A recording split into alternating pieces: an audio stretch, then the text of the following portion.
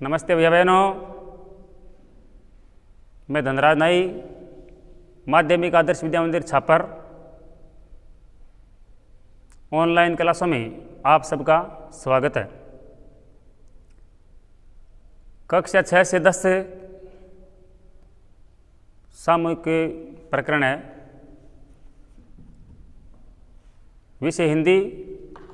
आज का जो प्रकरण है वो है संधि। संधि किसे कहते हैं?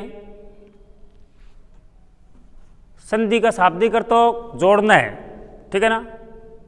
ठीक है, तो संधि की परिभाषा अपने यहां मैंने पहले से लिख दी है श्यामपट पर, ठीक है। दो या दो से अधिक वर्णों, वर्ण का मतलब होता है अक्षर, ठीक है। दो या दो से अधिक वर्णों, वर्णों का मतलब ध्वनियां या अक्षर, ध्वनियों और अक्षरों, इनके मेल को संधि कहते हैं, ठीक है। तो संधि की परिभाषा क्या हुई? दो या दो से अधिक वर्णों के मेल को संधि कहते हैं, ठीक है। समास में शब्दों का मेल होता है और संधि में वर्णों का मेल होता है, ठीक है। जैसे छात्र प्लस आवास, ठीक है ना, छात्रावास। अब इसमें आ है, ठीक है ना, इनका मेल इसमें हो गया, स्त्रेम हो गया, छात्रावास। जैसे मैं उदाहरण के लिए बताता हूं, यह है छात्र प्लस है आवास, ठीक है। ये जो त्रय है और इसमें आ है, ठीक है ना, ये आ है, ये इसमें मिल गया, तब क्या बन गया? छात्रावास हो गया, समझ गया? इन दोनों का योग हो गया, ये मेल हो जाएगा, ठीक है। सु प्लस आगत, ठीक है ना, स्वागत। जैसे यहां लिख रहा हूं मैं, ये सु है और आगत। इस सु में क्या है? छोटे ऊ की मात्रा है, ठीक है। उसके बाद में इधर आवरण है, ठीक है ना, क्योंकि ये स्वर संधि का उदाहरण है, ठीक है। और स्वर संधि में यण संधि, तो ऊ और आ ये दोनों वर्ण है, इन दोनों वर्णों को नया वर्ण कौन सा बनता है? वा बनता है, ठीक है ना, समझ आ गया ना? ऊ आ का वा, ठीक है। और ये इधर सु है ना, इस सु में से ये ऊ नीचे आ गया, इधर सु माइनस ऊ, तो सह क्या बचा? आधा बचा इधर, तो आधा सह लिख दो। नया वर्ण क्या बन गया? वा, तो वा लिखो। फिर आगे ये गत, ये जोड़ दो, ये स्वागत, ठीक है। तो इस प्रकार दो वर्णों के मेल को, दो या दो से अधिक वर्णों के मेल को संधि कहते हैं। छात्र प्लस आवास छात्रावास, सु प्लस आगत स्वागत, ठीक है। अब आप कहेंगे इसमें तो ऊ की मात्रा थी, यहां से आता कैसे हो गया? ये इस प्रकार बने, समझा था ना?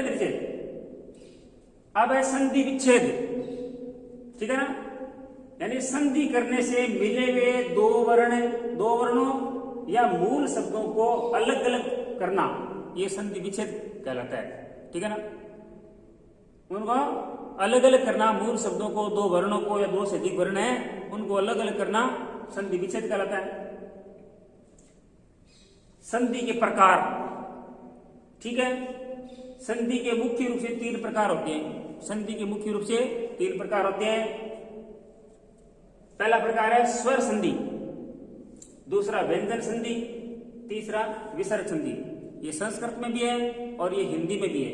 ये प्रमुख रूप से तीन भेद है। ये संधि संस्कृत और हिंदी में समान है, ठीक है।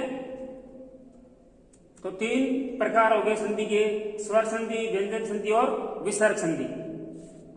अब जो स्वर संधि है, उस स्वर संधि के भी 5 भेद है, ठीक है। स्वर संधि कितने भेद है? 5 भेद, ठीक है। तो स्वर संधि किसे कहते हैं? स्वर संधि में जब दो स्वरों का परस्पर मेल होकर एक नया स्वर बनता है तब वहां स्वर संधि होती है। ठीक है ना। जैसे यहां जोड़ते हैं हमें, इधर आगत है इधर सु है, तो इस प्लस के निशान के दोनों तरफ बाएं और दाएं दोनों पक्षों में स्वर आएगा। इधर आ स्वर है इधर ऊ स्वर है, ये दोनों स्वर नहीं है जहां सु में ऊ आ। ठीक है ना। तो दोनों जहां दोनों और स्वर होते हैं वो स्वर संधि है। व्यंजन संधि में एक तरफ स्वर आएगा और एक तरफ व्यंजन आएगा। व्यंजन संधि में एक तरफ स्वर एक तरफ व्यंजन, या दोनों तरफ व्यंजन आ सकते हैं। ठीक है ना। लेकिन स्वर संधि में दोनों ओर से क्या होते हैं, स्वर होते हैं, इसलिए इसका नाम स्वर संधि है। ठीक है ना। तो जब दो स्वरों का परस्पर आपस में मेल होकर एक नया स्वर बनता है तब उसे स्वर संधि कहते हैं। और स्वर संधि के भी 5 भेद है। स्वर संधि कितने भेद है? 5। ये 5 कौन कौन से हैं? दीर्घ संधि, दीर्घ संधि, उसको दीर्घ स्वर संधि भी कहते हैं। ठीक है ना। लेकिन मैंने स्वर हटा दिया, नाम केवल दीर्घ संधि लिखा है। तो दीर्घ स्वर संधि, दूसरा गुण संधि, वृद्धि संधि, यण संधि और अयादि संधि। ठीक है। तो ये 5 भेद हैं स्वर संधि। ठीक है। तो 500 भेदों का फिर हम कल जो अगला वीडियो का मेरा उसमें स्वर संधि के भेद बताएंगे। दीर्घ संधि, गुण संधि, वृद्धि संधि, यण संधि, अयादि संधि, ये 5 जो संधि है स्वर संधि भेद है, उसका अलग अलग टॉपिक लेना पड़ेगा, क्योंकि इतने कम समय में ये 500 नहीं हो पाती। तो केवल एक ही बताएंगे कल, दीर्घ संधि। ठीक है ना। तो दीर्घ स्वर संधि। तो इस प्रकार ये संधि की परिभाषा, विच्छेद, संधि के प्रकार, ठीक है, और संधि के स्वर संधि के फिर भेद। आज हम इतना ही बताएंगे। धन्यवाद। जय श्री राम।